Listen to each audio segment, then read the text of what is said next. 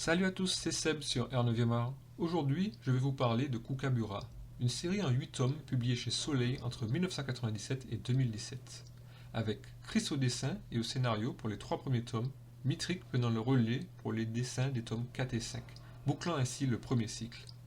Ce dernier prend ensuite la relève de Chris pour le scénario des 3 derniers tomes composant le second cycle, laissant la couleur à l'Amiran et le dessin à Louis pour le 8e et dernier tome et à Chris pour la dernière planche.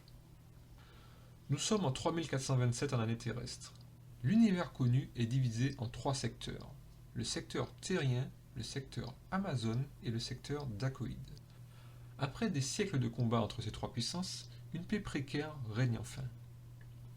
Le lieutenant Dragan Preko, meilleur space sniper des armées de l'Alliance, et le sergent Melvin O'Hara, alias Skullface, le seul homme à être revenu vivant de la planète d'Akoi, ont tous deux été envoyés sur cette dernière afin de libérer Kubilai Ka, le dernier chevalier sorcier et seul être connu de l'Alliance terrienne capable de comprendre l'appel des étoiles.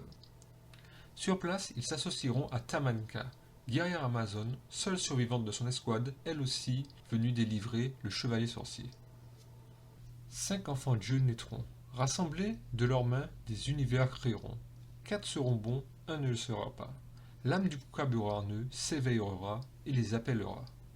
Tel est le message parti de la Terre il y a 20 000 ans et capté par les différentes civilisations de l'univers sous le nom de l'appel des étoiles.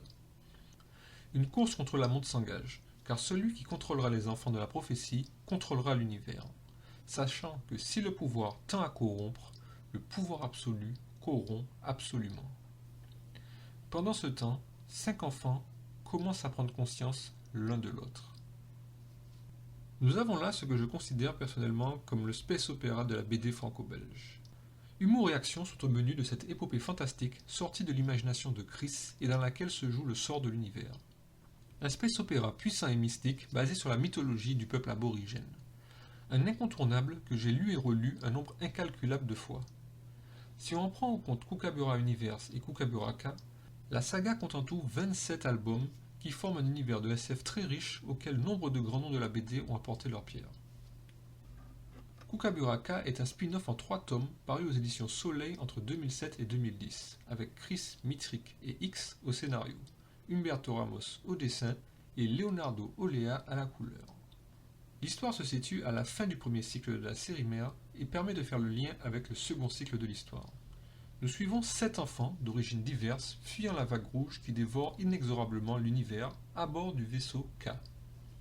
Leur voyage les emmènera jusqu'à une mystérieuse planète aux confins de l'univers.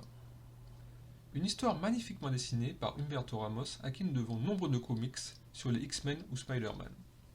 Kookaburra Universe, de son côté, est un ensemble de 16 albums hors série publiés entre 2002 et 2012 et qui permettent d'apporter plus de profondeur à l'histoire et surtout aux personnages de la série principale. Voilà, merci beaucoup de m'avoir écouté jusqu'au bout. N'hésitez pas à me dire ce que vous en avez pensé en commentaire. Vous pouvez même en discuter entre vous dans le respect de l'opinion de chacun, bien sûr. Si vous souhaitez plus de contenu de ce genre, n'hésitez pas à liker et à vous abonner à R9e art, voire même à partager mes vidéos. Merci encore et à la prochaine sur R9e art.